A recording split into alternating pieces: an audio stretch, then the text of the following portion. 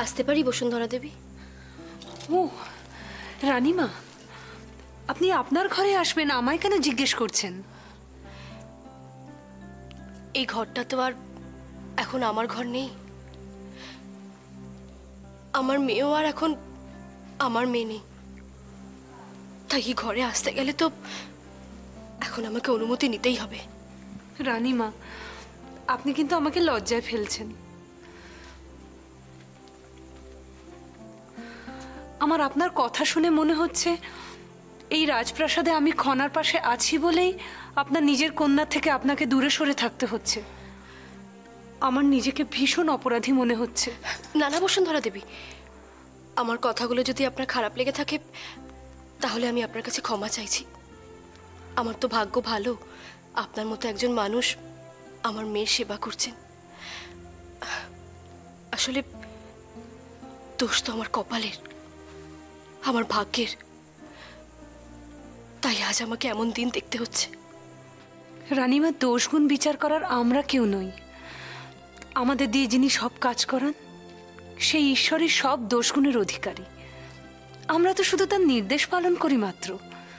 আর তার নির্দেশ পালন করেই আমরা কেউ হয়ে যাই ভালো, মহৎ, আর কেউ হয়ে যাই খারাপ, নিন্দনীয়। রানীমা, আমরা তো সবাই এক একটি চরিত্রের অধিকারী। আসল সূত্র তো তার হাতেই বাঁধা। তিনি যেমনভাবে আমাদের চালান আমরা তেমনভাবেই চলি। আপনার কথাগুলো শুনতে বড় ভালো লাগে বসুন্ধরা দেবী।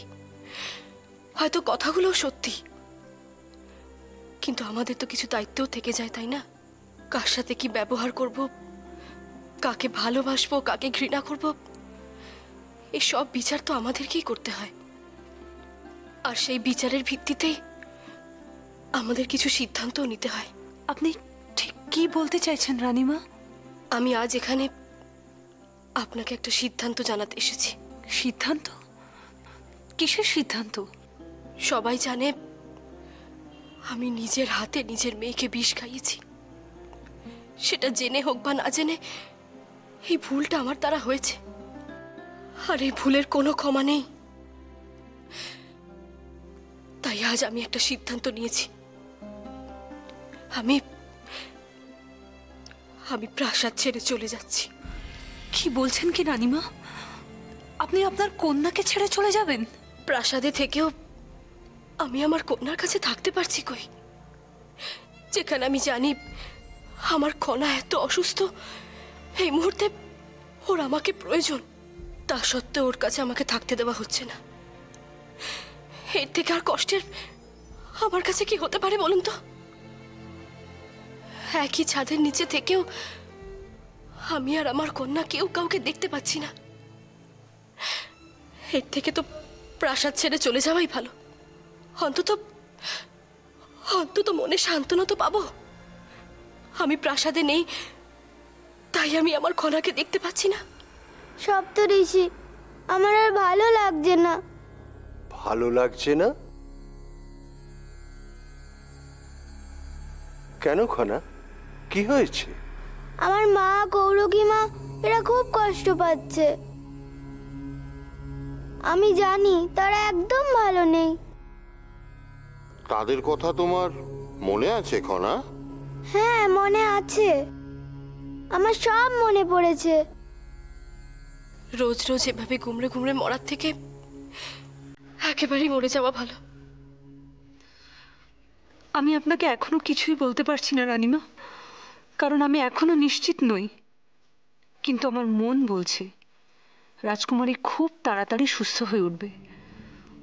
কিন্তু আপনাকে তো আটকানোর প্রয়োজন। কিন্তু কিভাবে? হে ঈশ্বর, কোনো একটা রাস্তা তো দেখান। এখন আমি কি বলি রানীমাকে? কি ভাবছেন বসুন্ধরা দেবী? আমাকে নিয়ে ভাববেন না, আমার ঠিক চলে যাবে।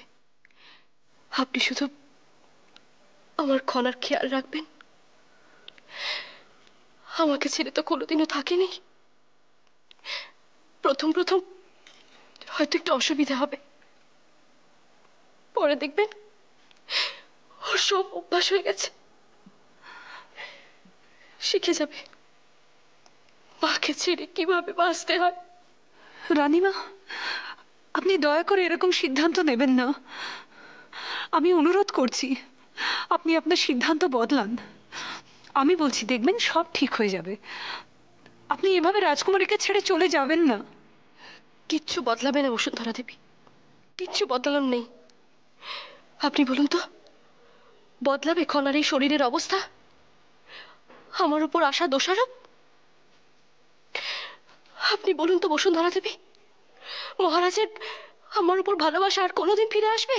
এসব প্রশ্নের উত্তর হয়তো আমার পক্ষে এখনই দেওয়া সম্ভব না রানীমা। আমি শুধু এটুকুই বলতে পারি, ঈশ্বর যা করেন মঙ্গলের জন্যই করেন। তিনি দূরদর্শী, তার প্রতিটি কার্যের পিছনেই কোনো না কোনো কারণ থাকে। আমরা সাধারণ মানুষ হয়ে হয়তো সবসময় সেটা দেখতে পাই না, বুঝতে পারি না। কিন্তু আমরা যদি হাল ছেড়ে দিই, তাহলে তো স্বয়ং ঈশ্বরও অসহায় হয়ে পড়বেন, তারও কিছু করার থাকবে না। আমাকে আর আটকানোর চেষ্টা করবেন না বসুন্ধরা দেবী। আমার আমার এই রাজপ্রাসাদ থেকে চলে যাওয়াই ভালো। আপনি শুধু আমার খনার খেয়াল রাখবেন, দেখবেন যেন ওর কোনো অসুবিধে না হয়।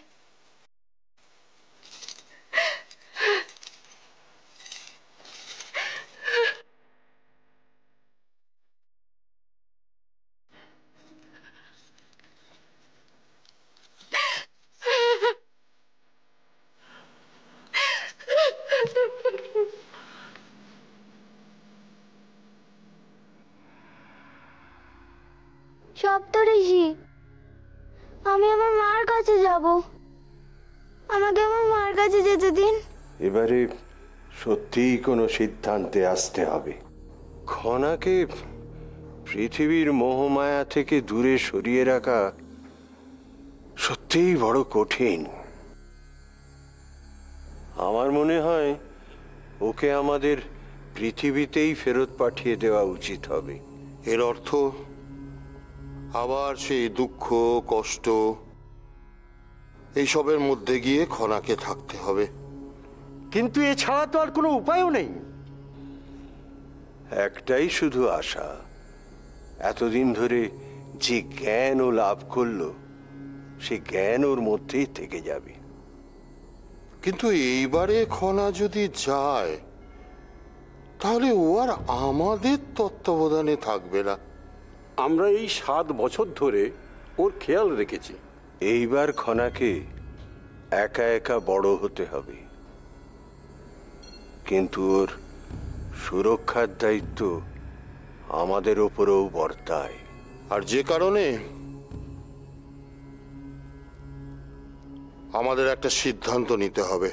সন্তানের জনক হলেন তার পিতা, তাই আচার্য বিদ্যাধরকে দিয়ে রাজা উপতিষ্যকে ডেকে পাঠাতে হবে, আর তাকে খনার সুরক্ষার জন্যে 7টা বচন দিতে হবে।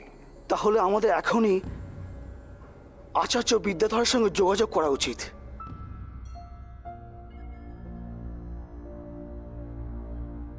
কেন শুধু শুধু এত উত্তেজিত হচ্ছে ঐশিকা?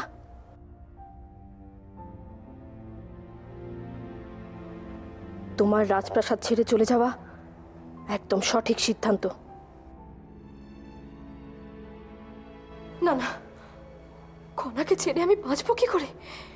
এসব আমি কি ভাবছি? যাকে ছাড়া আমার একদিনও চলে না। আমি পারবো না, খনাকে ছেড়ে আমি কিছুতেই থাকতে পারবো না। কেন পাগলামো করছো ঐশিকা? নিজেকে শান্ত করো। আজ তোমার মেয়ের প্রতি অবহেলা হচ্ছে, তার জন্য একমাত্র দায়ী তুমি। তোমার উপর রাগের অনেকাংশ তোমার মেয়ের উপর প্রতিফলিত হচ্ছে। কিন্তু তা হলেও একজন মা তার সন্তানকে ছেড়ে থাকবে কি করে? এটাই তো তোমার আত্মত্যাগ। নিজের মেয়েকে যদি সত্যি ভালোবাসো তাহলে আত্মত্যাগ করবে। আমি জানি তুমি পারবে। একটা কথা মাথায় রেখো ঐশিকা, তোমার এই আত্মত্যাগের ফলেই কিন্তু তোমার মেয়ের বেঁচে থাকার সুযোগ পেতে পারে। তুমি চলে গেলে হয়তো এই পরিবার তোমার মেয়েকে মেনে নেবে। আর তা যদি না নেয় তখন তো আমার দুকুলি যাবে। পরিস্থিতির সঙ্গে লড়াই না করে নিজের মমতাকে বিসর্জন দিয়ে আমি কেন মুখ লুকিয়ে থাকবো? কেন রুখে দাঁড়াবো না? যতই হোক কণা আমার সন্তান, ওকে ছেড়ে আমি কোথাও যেতে পারবো না। যে যাই বলুক না কেন আমি এই প্রাসাদেই থাকবো। তার জন্য আমাকে যত অপমান সহ্য করতে হয় আমি করব। তবু আমার সন্তানের প্রতি আমার ভালোবাসা আমি কিছুতেই উপেক্ষা করতে পারবো না, কিছুতেই না, কিছুতেই না। হে সপ্তর্ষি, কৃপা করুন। সমস্ত সিংহলবাসীর মঙ্গল অমঙ্গল নির্ভর করে আছে আপনাদের একটি সিদ্ধান্তের উপর। আপনারা আমাকে জানিয়েছেন যতক্ষণ পর্যন্ত খনা সম্পূর্ণ সুস্থ না হচ্ছে ততদিন সিংহল বিপদমুক্ত হবে না। হে ঋষিগণ, রাতের আকাশকে উজ্জ্বল করে আপনারা যেমন বিরাজ করছেন, ঠিক তেমনি সমগ্র সিংহলের সৌভাগ্য নক্ষত্র হয়ে রয়েছে খনা। তাকে এভাবে কেড়ে নেবেন না। আজ বুঝতে পারছি স্বপ্নে সূর্যোদয় না হওয়ার বিপদ কি।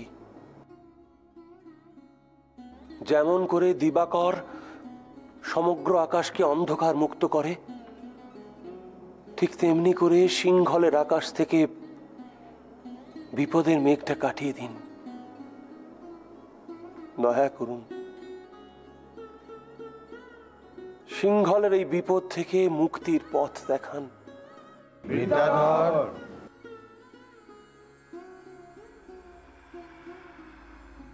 আপনারা আপনারা আমার প্রার্থনা শুনেছেন। আমার প্রণাম গ্রহণ করুন।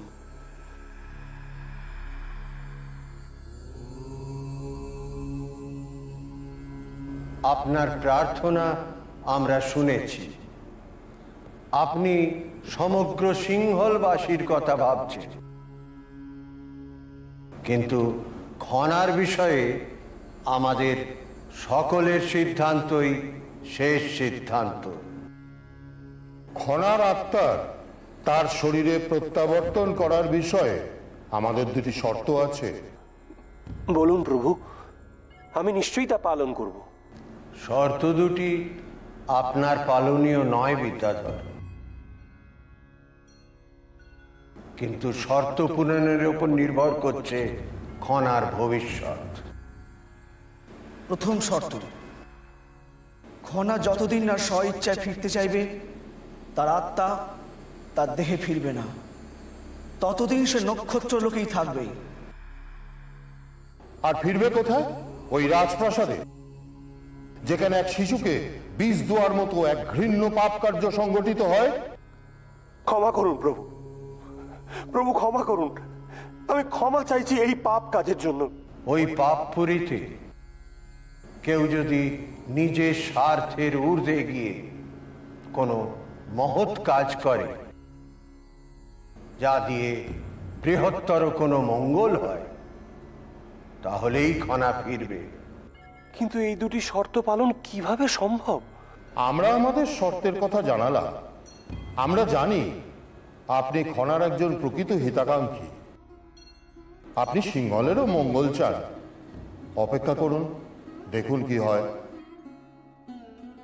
সমস্ত ব্যাপারটাই নির্ভর করছে খনার সিদ্ধান্ত ও রাজ পরিবারের কারোর ওই পুণ্যের ওপরে।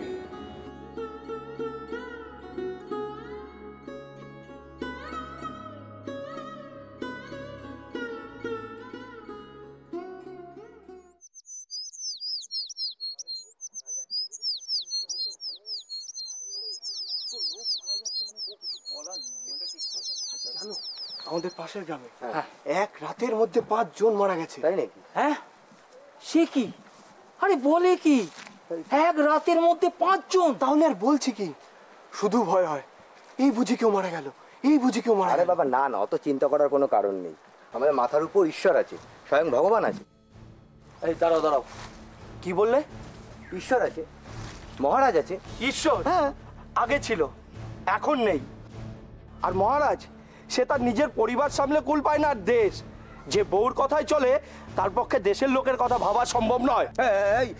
এগুলো কিন্তু একদম ঠিক কথা বলছিস না। কি কি মিথ্যা কথা বলছিস? কি ভালো ভালো কথা বলছিস? এই কথাগুলো কি ঠিক বলছিস? তাহলে কোনটা ঠিক? কোনটা ঠিক? এই যে তোরা এই কথাগুলো বললে এইমাত্র রাজার নামে এগুলো কি ঠিক কথা বলছিস? করবি না রাজা, হচ্ছেটা কি? এরকম একটা সময়ে নিজেদের মধ্যে ঝামেলা করলে চলবে? আমাদের মহারাজ সম্বন্ধে যত সব উল্টো পাল্টা কথা বলে বেড়াচ্ছে। ঠিক কথা বলছে। তোমরা সকলে মিলে শান্ত হও। তোমরা সবাই মিলে বলো কে কি বলেছে। বলেছে এরা বলেছে আমাদের মহারাজ নাকি বউয়ের কথা শুনে চলে। ঠিকই বলেছে। এসব কথা তো সহ্য করা যায় না। হলে সহ্য করা যায় না? হ্যাঁ, সহ্য করা যায় না। তা কেন সহ্য করা যাবে?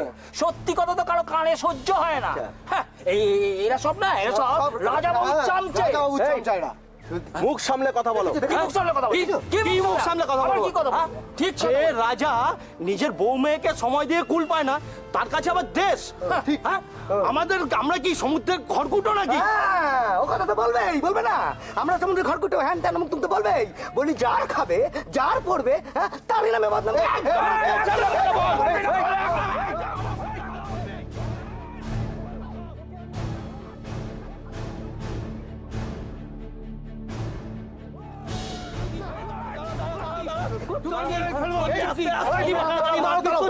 ওদিকে পাশের পাড়া আরেকজন মারা গেছে। সে কি? চলো চলো চলো।